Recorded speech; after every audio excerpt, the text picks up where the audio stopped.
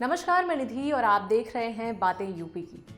केंद्र सरकार किसानों की आय को दोगुनी करने और देश के अन्नदाताओं को फिर से समृद्ध बनाने की दिशा में लगातार काम कर रही है, जिसके चलते राज्य सरकारों के साथ मिलकर हर संभव प्रयास किया जा रहा है। इसके लिए अलग अलग देशों की तकनीकों को अपनाने की दिशा में भी सरकार कदम बढ़ा रही है। अन्य देश भारत के कृषि सेक्टर में निवेश भी कर रहे हैं। इसका एक हालिया उदाहरण जापान है, जो भारत के दो बड़े राज्यों यूपी और गुजरात में अपनी कृषि तकनीक का कमाल दिखाएगा। दरअसल जापान सरकार ने साल 2018 में यूपी सरकार के साथ कृषि तकनीक के ट्रांसफर और निवेश का एक एग्रीमेंट किया था। हालांकि उस समय कोविड महामारी के चलते इस एग्रीमेंट का पालन नहीं किया जा सका, पर अब इसको एक नए सिरे से लागू करवाया जा रहा है। इसी समझौते के तहत जापान के वैज्ञानिकों का एक प्रतिनिधिमंडल बीते सप्ताह कानपुर सीएसए यानी कि चंद्रशेखर आजाद कृषि एवं प्रौद्योगिकी विश्वविद्यालय पहुंचा और साथ ही कल्याणपुर स्थित शाक भाजी अनुसंधान केंद्र का भी दौरा किया। इसके पहले जापान ने गुजरात में एक कृषि मॉडल फार्म तैयार किया है। मीडिया रिपोर्ट्स के मुताबिक जापान सरकार के काउंसलर तकाशी योशिओका ने कानपुर में इसी तरह के मॉडल फार्म के विकास के लिए 1 हेक्टेयर जमीन और कुछ अन्य सुविधाओं की मांग की है।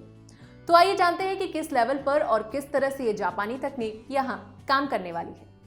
तो सबसे पहले कानपुर में करीब 1 हेक्टेयर जमीन में खेती की जाएगी। इसके बाद इस खेती को 4 हेक्टेयर में बढ़ाया जाएगा और आखिर में जापानी तकनीक को यूपी के मौसम के हिसाब से हर जिले के छोटे छोटे किसानों तक पहुंचाया जाएगा। दरअसल इस प्रोजेक्ट के तहत मॉडल फार्म में जापानी बीजों और खेती वाले उपकरणों को विकसित किया जाएगा, जिससे प्रदेश की जलवायु और मिट्टी की गुणवत्ता परखी जाएगी।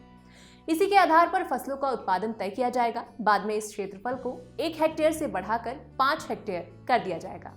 तो अब चलते चलते आपको बता दें कि गुजरात के आणंद जिले में जापानी तकनीक विशेषज्ञों की मदद से एक मॉडल फार्म तैयार किया गया है। यहाँ खेती के साथ साथ कृषि उपकरण भी बनाए जाएंगे, जिससे निवेश तो बढ़ेगा ही और साथ ही लोगों के लिए रोजगार भी बढ़ेगा।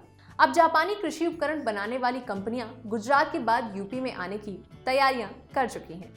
इसी दिशा में दिल्ली में कृषि उपकरण बनाने के लिए एक कारखाना भी बनाया गया है। अब सबसे आखिर में आपके लिए एक सवाल, है कि गुजरात का आणंद जिला क्यों प्रसिद्ध है। इस सवाल का जवाब आप हमें हमारे वीडियो के कमेंट सेक्शन में लिखकर जरूर दें। साथ ही देखते रहें और करते रहें बातें यूपी की।